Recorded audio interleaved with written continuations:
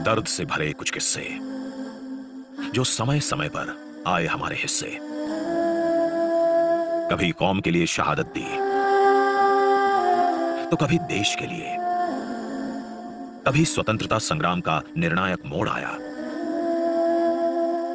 कभी साका ननकाना साहिब धार्मिक स्थलों की हुई महंतों से मुक्ति, तो कभी मोर्चा गुरु का बाग, कभी देश को हिलाकर रख देने वाला विभाजन,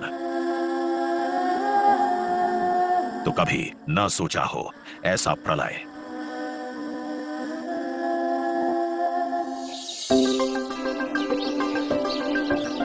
सुबह हुई, लेकिन सुबह का उजाला भी अंधेरी रात की याद दिलाता रहा।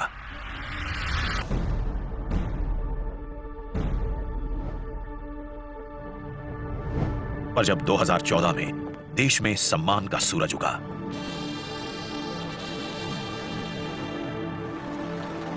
तब एक सुखद एहसास हुआ कि मानो किसी ने घाव भरने की शुरुआत की हो। मैं नरेंद्र दामोदर दास मोदी ईश्वर की शपथ लेता हूं कि प्रधानमंत्री नरेंद्र मोदी का हर कदम प्यार और सम्मान से भरा था, मानो हमारे पावन गुरुओं ने उन्हें पथदर्शक बनाकर हमारे कल्याण के लिए भेजा हो।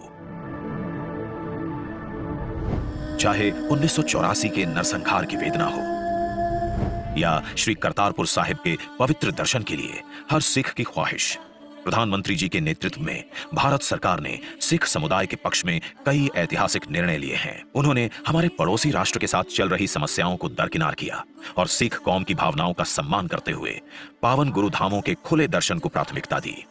है भी सच, नानक होसे भी सच। मोदी सरकार ने विदेशी सिख नागरिकों के नाम ब्लैक लिस्ट से हटाने का निर्णायक कदम उठाया, जिससे वे भारत में अपने परिवारों से मिलने आ सकते हैं। भारतीय वीजा और ओसीआई कार्ड प्राप्त करने और अपनी मातृभूमि से फिर से मिलने जुड़ने के लिए किया गया यह प्रयास सराहनीय है। मोदी जी के संकल्प और निष्पक्ष व्यवहार के फलस्वरूप श्री दरबार साहिब के लिए दशकों पुराना FCRA पंजीकरण विवाद समाप्त हुआ है। सितंबर 2020 में श्री दरबार साहिब को FCRA पंजीकरण प्रदान करने का एक ऐतिहासिक निर्णय लिया गया, जिससे अब सिख समुदाय हजारों मील दूर रहकर भी श्री दरबार साहिब के साथ अपने आध्यात्मिक जुड़ाव को और मजबूत कर सकते हैं। गुरु नानक देव जी की विश्व यात्रा की विरासत को संरक्षित करते हुए प्रधानमंत्री जी ने व्यक्तिगत श्रद्धा भाव के साथ गुजरात के कच्छ में लखपत साहिब गुरुद्वारा में पहली पातशाही का नवीनीकरण करवाकर उसकी प्रतिष्ठा को पुनः बहाल करवाया। ये वो स्थान था जहां से गुरु नानक देव जी अपनी मिशनरी यात्रा में मक्का के लिए रवाना हुए थे। इस गुरुद्वारे में गुरु नानक देव जी की लकड़ी की खड़ावां संरक्षित है। लखपत में गुरुद्वारा का भूकंप में नुकसान हुआ था। मैं वहां गया देखने के लिए, मुझे बड़ा दर्द हुआ। तो मैं ऐसे ऐसे कारीगरों को लाया राजस्थान वगैरह बाहर से कि वैसा ही मुझे गुरुद्वारा बना के दो जो गुरु नानक देव जी के जहां चरण पड़े। प्रधानमंत्री जी का सिखों के प्रति विशेष लगाव है। उन्होंने अपनी सरकार को लंगर की सामग्री पर लगने वाले GST में से 325 करोड़ वापस देने का निर्णय लिया है और परोपकारी धार्मिक संस्थानों का वित्तीय बोझ कम किया है।